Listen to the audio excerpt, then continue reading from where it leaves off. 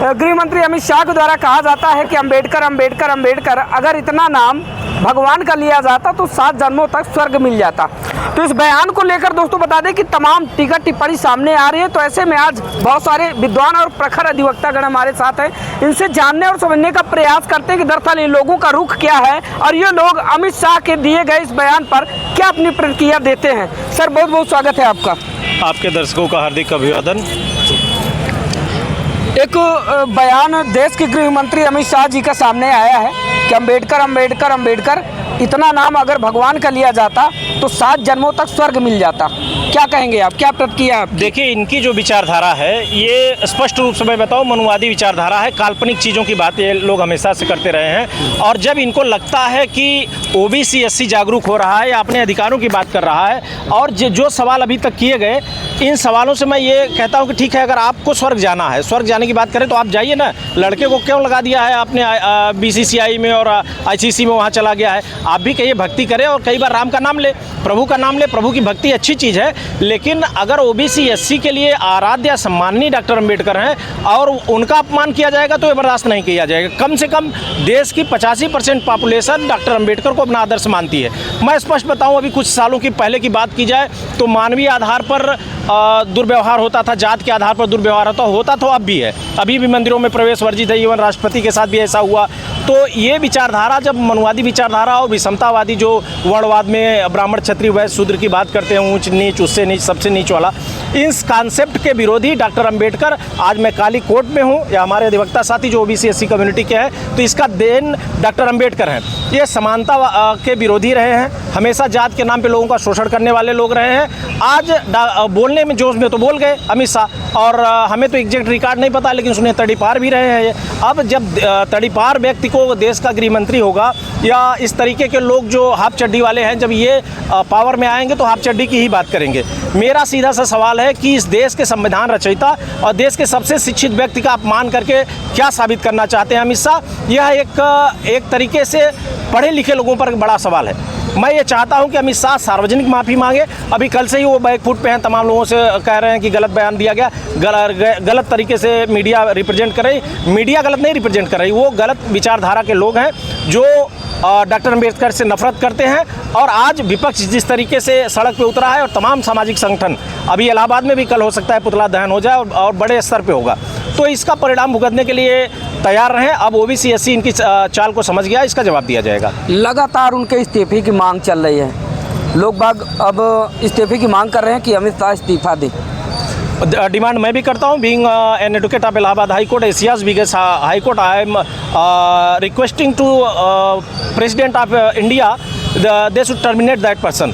वो व्यक्ति गृह मंत्री होने के लायक ही नहीं है। मेरा अपना मानना है कि इस देश के संविधान, इस देश का कानून बनाने वाले डॉक्टर अंबेडकर का अपमान करने वाले को इस देश में रहने का अधिकार नहीं है। ऐसा लगता है कि हिट एंड रन के बाद दूसरा ये गृह मंत्री अमित शाह जी का बयान है जो इन दोनों तूल पकड़ा हुआ है। गृह मंत्री जी बेसिकली जिन लोगों को धर्म वर्म की बातें करते हैं, मेरा ये कहने का मतलब है अपने बच्चे को भी वहाँ लाएं।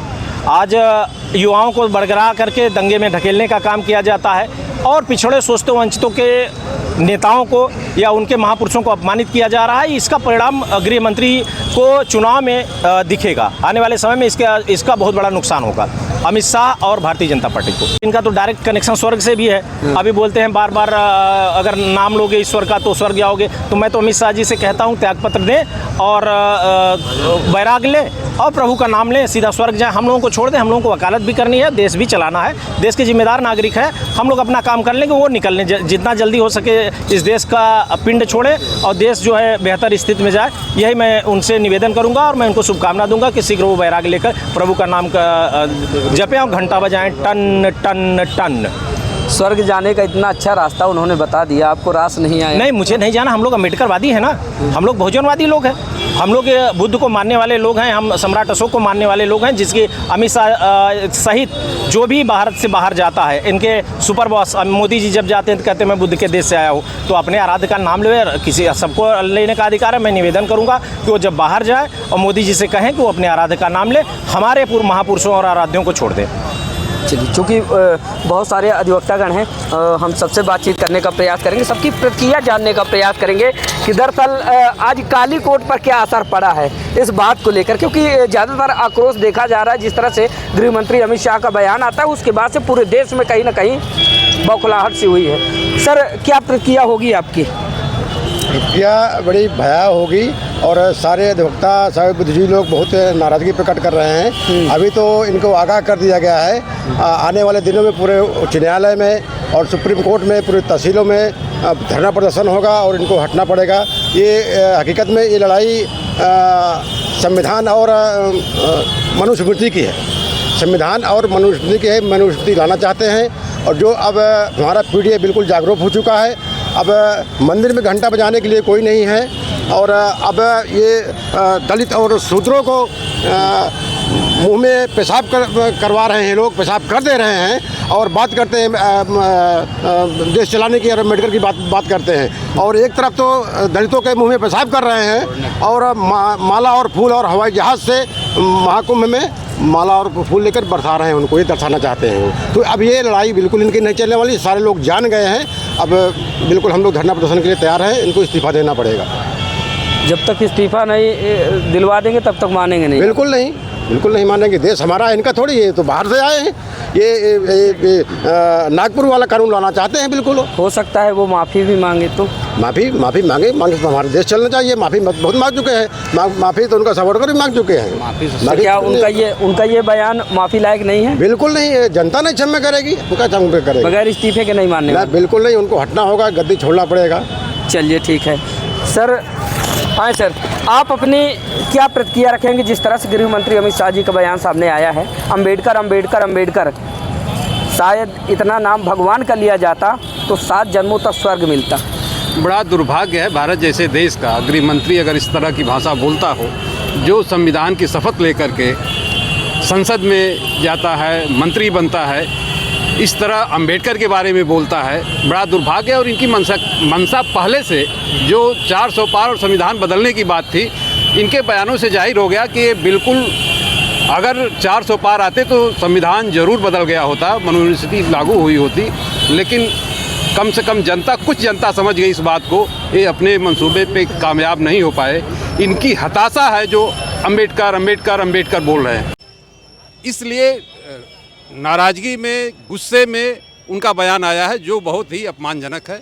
और देश के गृह मंत्री को ऐसा शब्द नहीं बोलना चाहिए। आगे क्या कुछ चाहते हैं आप लोग? गृह मंत्री माफ़ी मांगे? माफ़ी मांगना उनका व्यक्तिगत इशू है, लेकिन हमको ये जानने की ज़रूरत है कि उनकी मंशा क्या थी इसके पीछे। बातें कई तरह की चल रही है ना। कुछ लोग कहना ये है कि वो माफ़ी मांगे, कुछ लोग इस्तीफे की मांग कर रहे हैं। अब देखिए, ये तो बड़ी बातें हैं, लेकिन जो व्यवहारिक बातें ये हैं कि वो सब दबाव बनेगा तो माफ़ी मांग लेंगे। माफ़ी मांगना बड़ी बात नहीं है, लेकिन हमको समाज को, ओबीसी एससी समाज को ये जानने की ज़रूरत है कि इनके पीछे इनकी मंशा क्या है। मंशा के हिसाब से ही बोलते हैं। आपको क्या मंशा समझ में आई? इनकी मंशा साफ है कि संविधान बदलना चाहते हैं। संविधान से इनको बहुत ही तकलीफ़ है, कष्ट है इन लोगों को।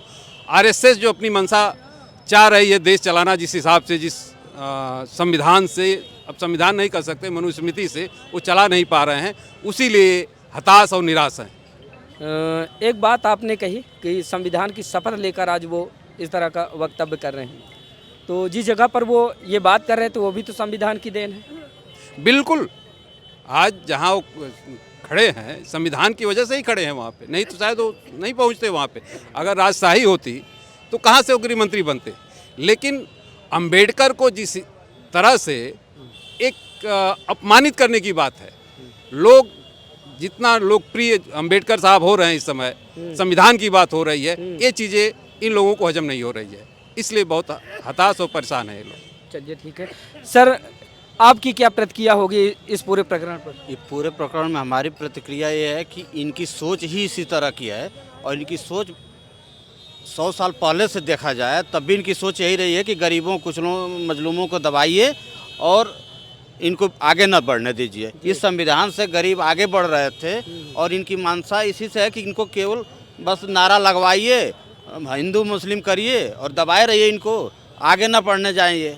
इसलिए आज संविधान की बात कर रहे हैं कि अम्बेडकर ऐसे थे वैसे थे, ये कर रहे हैं। तो उनके इस वक्तव्य के बाद आप लोग क्या सोचते हैं? मैं ये कहना हम लोगों को पूरे अधिवक्ता समाज जो बुद्धिजीवी बैकवर्ड के बुद्धिजीवी वर्ग है वो बहुत नाराज है इससे और उनकी इस्तीफे की मांग करते हैं। चाहते क्या आप लोग? हम लोग चाहते कोई इस्तीफा दें इस्तीफे? जी। अगर इस्तीफा नहीं देते तो नहीं देते तो आंदोलन होगा इसके खिलाफ। मतलब जब तक इस्तीफा नहीं दे देंगे तब तक आप लोग मानने वाले? आंदोलन होगा। चलिए ठीक है, बातें होगी, थोड़ा सा हम परिचय भी करवा दें। सर सबसे पहले आपसे ही मैंने बातचीत किया था, परिचय बताएं अपना। मैं हृदयलाल मौर्य हूँ। मैं इलाहाबाद हाई कोर्ट में अधिवक्ता हूँ और राजनीतिक व्यक्ति भी हूँ। सर आपका परिचय? मेरा नाम हरेंद्र यादव है, समाजवादी अधिवक्ता सभा का राष्ट्रीय सचिव हैं। सर आपका परिचय? शेषनाथ यादव, अधिवक्ता उच्च न्यायालय। सर आपका परिचय? राकेश यादव एडवोकेट, समाजवादी अधिवक्ता सभा का राष्ट्रीय महासचिव हूँ मैं। जी। और अभी हमारे साथ एक और भाई साहब हैं, ये बीच बीच में बोल रहे थे और मुझे लग रहा था कि ये भी अपनी कुछ बातें जो हैं साझा करना चाहते हैं, तो इनसे बातचीत ही कर लेते हैं। ऐसे आ जाएं। क्या परिचय हुआ? सबसे पहले आपका परिचय जान लेते हैं। मैं संदीप यदुवंशी, राष्ट्रीय सचिव समाजवादी अधिवक्ता सभा, प्रभारी महाराष्ट्र, मुंबई, गुजरात। अच्छा। जिस तरह से देश के गृह मंत्री अमित शाह जी का एक बयान आया है, अम्बेडकर अम्बेडकर अम्बेडकर, शायद इतना नाम आप लोगों ने भगवान का लिया होता तो 7 जन्मों तक स्वर्ग मिलता आप लोगों को। वो इस्तीफा दे के भगवान का नाम लें और वहाँ प्लाटिंग करे जाके स्वर्ग में, और यहाँ पर कोई काम नहीं है। मतलब हम वहाँ पे जाएं, उनके बहुत लोग हैं अभी मनुस्मृति को मानने वाले लोग और राम को मानने वाले लोग, उनको वहाँ पे जाके प्लाटिंग करें और वो जाएंगे तो उनको भी जरूरत पड़ेगी। कोई प्लाटिंग करता है क्या? तो बोल रहे हैं राम का नाम लेंगे तो स्वर्ग में जाएंगे, तो स्वर्ग में व्यवस्था नहीं की जाएगी तो कैसे रहेंगे लोग वहाँ पे? मतलब वो पहले से चल के व्यवस्थाओं का जायजा ले। हाँ, तो उनको जानकारी है उस बात की, तो उसकी व्यवस्था करेंगे तभी तो लोग जाएंगे वहाँ पे। वो इस्तीफा देते छोड़ दें, हमारी संविधान के द्वारा जो चुने जाएंगे हमारे ओबीसी एससी के लोग चलेंगे, देश चलाएंगे, और जो गरीब तबके के लोग हैं उनके लिए योजनाएं बनाई जाएंगी।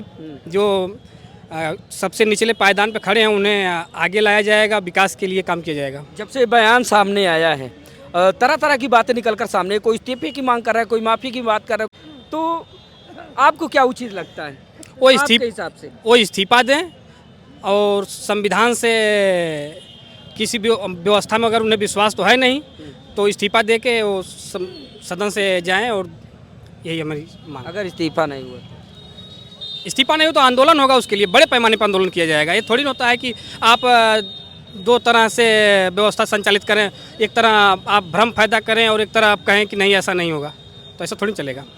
तो इस बात से मतलब क्या आप लोगों को लगा कि जिस तरह से उनका वक्तव्य आया है, तो क्या महसूस किया आप लोगों ने? लगा क्या आप लोगों को? लगा यही कि फिर वही व्यवस्था में लेके जाना चाहते हैं, जैसे 1000 साल और 100 साल पहले ये लोग कभी स्तन ढकने की अधिकार नहीं था, और महिलाओं के तमाम प्रकार के जो कुरीतियाँ थी वही चीज़ें लागू करना चाह रहे हैं। यानी कहीं ना कहीं आपके कहने का मतलब ये है कि बाबा साहब के बनाए वसूलों और उनके लिखे गए संविधान से विमुख करके ये जो है ये मोड़ना चाहते हैं अपनी तरफ। हमारे भगवान बाबा साहब अम्बेडकर जी हैं और उनकी व्यवस्थाओं से देश चल रहा है और चलेगा, और ये लोग अगर गुमराह करेंगे तो ऐसा बर्दाश्त कतई नहीं किया जाएगा, और ये ऐसे गुमराह करके देश पे इसमें शासन कर रहे हैं, इन लोगों को हटाना ही सबसे उचित व्यवस्था। इसको आप राजनैतिक मुद्दे के दृष्टिकोण से देख रहे हैं या फिर हकीकत में आपको लगता है कि बाबा साहब का अपमान हुआ है? हकीकत में अपमान हुआ है, उसमें देखने का सवाल उठता है। कह रहे हैं सीधा सीधा, वो भी रिकॉर्ड में है। ऐसा नहीं लगता कि इसको राजनीतिक तूल पकड़ाया जा रहा है? ऐसा है ये नहीं, जो अगर राजनीतिक तूल का ऐसा बयान नहीं है उनका, क्योंकि वक्तव्य तो सबके आते, पक्ष विपक्ष के, कभी भी जबान फिसल सकती है, कभी भी लोग बात कुछ बोल देते हैं। बड़े पद पे हैं, ऐसे जबान फिसलेगी तो कैसे चलेगा? एक गृह मंत्री देश का है और उसके जुबान से देश का सेंसेक्स नीचे ऊपर होता है। विदेशी इन्वेस्ट कैसे करेंगे और लोग कैसे इन्वेस्ट करेंगे? आप गृह मंत्री हो, आप अपनी जुबान नहीं संभाल के रखोगे तो कैसे बाहरी लोग क्या करेंगे?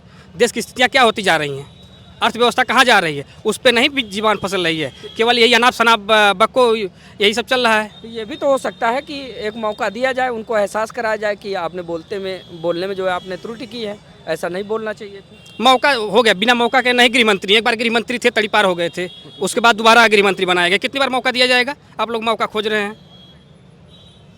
तो आपके हिसाब से क्या लगता है? इस्तीफा दे दें, इसके सवाल इसके अलावा कोई विकल्प नहीं है। इस्तीफा दें बस। तो दोस्तों अभी हम बता दें कि एशिया की सबसे बड़ी अदालत यानी कि इलाहाबाद उच्च न्यायालय मौजूद थे और इलाहाबाद उच्च न्यायालय के बहुत सारे प्रखर और विद्वान अधिवक्तागण हमारे साथ थे, जिनसे हमने जानने और समझने का प्रयास किया कि देश के गृह मंत्री अमित शाह का जिस तरह से बयान आता है उसके बाद पूरे देश में कहीं ना कहीं अफरा तफरी का माहौल है। तो इनकी क्या प्रतिक्रिया है, लोग बाग क्या चाहते हैं, इनकी विचारधारा क्या है, तो वो सारी बातें हमने आप लोगों के साथ साझा की। फिलहाल आप लोगों की राय क्या है कमेंट के जरिए साझा कीजिएगा। तो मिलते हैं फिर से किसी नई खबर के साथ, नया स्थान के साथ, तब तक के लिए नमस्कार।